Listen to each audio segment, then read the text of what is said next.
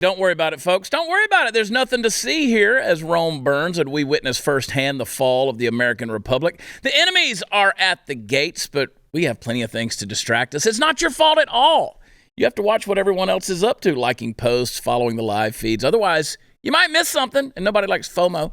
You get drawn into content that might be interesting but isn't relevant to your purpose. You know that kind of stuff, right? You find yourself wandering the social media sphere, aimlessly looking for relevant content. You don't believe in distracted driving, but why do we constantly engage in distracted living? Heads down, eyes on the phone, ignore the world around you, miss the conversations at the table, kids growing up, people passing in and out of your life. The sheer volume of information that we're exposed to these days can attack all of our senses.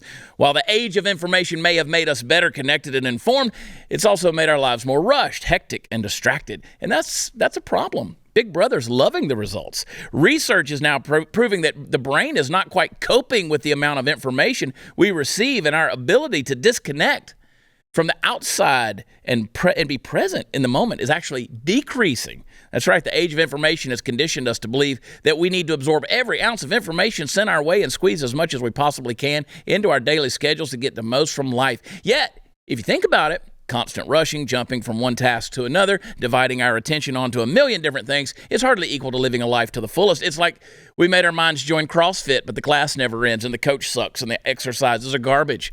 A lot of real life stuff's going on around us, but we talk about how time is just flying by. A sense of life passing by is a sure sign of having been distracted for too long from the things that are truly important. Slow down, folks. Reassess your priorities. Control your technology instead of it controlling you. Make face-to-face time an actual priority. Learn to say no and decline things. Get rid of the mental clutter.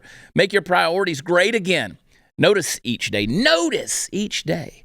All I'm saying is it's time to truly re-engage before our lives and our culture come crumbling down around us while we desperately search in vain for a phone charger.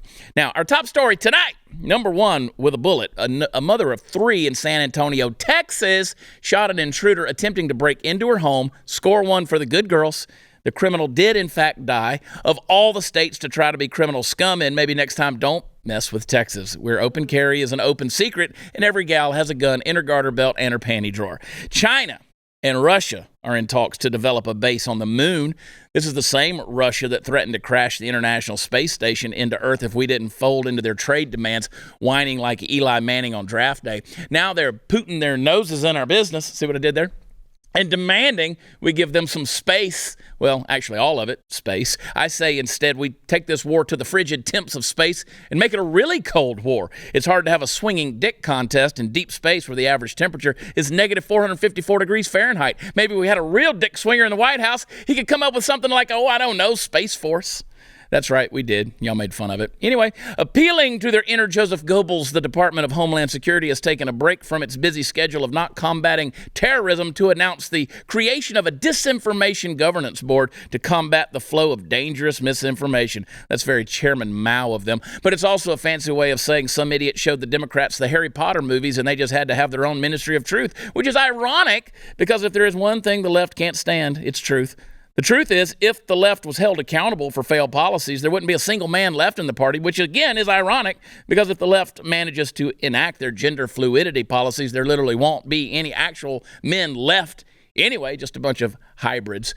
And don't forget, kids, there may be 27,000 genders, but when you go in for the reassignment surgery, there's only one other option to pick aside from the one you were born with. Even the best surgeons can't make you into a Zim or a Zer.